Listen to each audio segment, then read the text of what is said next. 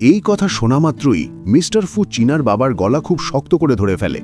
তখন তার শরীর থেকে আবারও সেই কালো রঙের শক্তি বেরোতে থাকে, আর মিস্টার ফু চীনার বাবাকে শূন্যে উঠিয়ে নেয় তার গলা ধরে। চারু যখন এসব দেখে তখন সে দ্রুত এগিয়ে এসে বলে, প্রথমে আমাদের দাদাজিকে হাসপাতালে নিয়ে যাওয়া উচিত, এদেরকে আমরা পরে দেখে নেব। মিস্টার ফু তখন তাকে ছেড়ে দিয়ে দাদাজিকে নিয়ে চলে যেতে থাকে, কিন্তু সেই তিনজন এখনও চুপ থাকে না, আবারও বকবক করে বিরক্ত করতে থাকে। ঠিক তখনই অ্যাসিস্ট্যান্ট এসে বলে, এখানে কি হচ্ছে? সেই সময় সেখানে দাঁড়ানো একটা ছেলে বলে, স্যার, এই লোকেরা এখানে খুবই অভদ্রতা করছে। তখন অ্যাসিস্ট্যান্ট তাকে বলে, মূর্খ এই মিস্টার ফু। এই কথা শুনে সবাই অবাক হয়ে যায়, আর চীনার বাবা তো অজ্ঞান হয়ে যায়। এরপর তারা মা মেয়ে হঠাৎই বদলে যায়। চীনা চারুকে বলে, মা বাবার তো বয়স হয়ে গেছে, এত বড় শখ তারা সহ্য করতে পারে না। জানি তারা তোমার সঙ্গে খারাপ আচরণ করেছে, কিন্তু তুমি তাদের সাথে এমনটা করতে পারো না, কারণ সে তোমার নিজেরই বাবা। তখন তার মাও বলে, হ্যাঁ, আমার মেয়ে একদম ঠিকই বলেছে।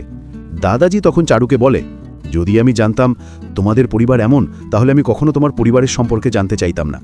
মিস্টার ফু তখন দাদাজিকে বলে, আপনি চিন্তা করবেন না, যেসব উপহার তাদের পাঠিয়েছি সব আমি ফিরিয়ে আনব, এবং যে কোনো বড় হোটেলে তাদের প্রবেশে নিষেধাজ্ঞা জারি করব। এরপর সে দাদাজিকে নিয়ে সেখান থেকে চলে যায়।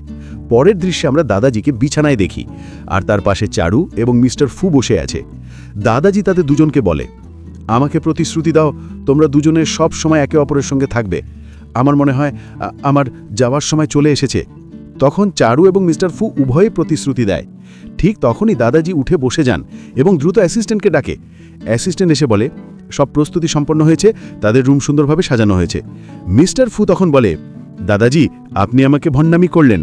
তখন দাদাজি আবার তার মাথা ধরে চিৎকার করে বলে, আমার অনেক ব্যথা হচ্ছে। পরের দৃশ্যে আমরা দেখি চারু ওয়েডিং ড্রেস পরে ফুর অপেক্ষা করছে।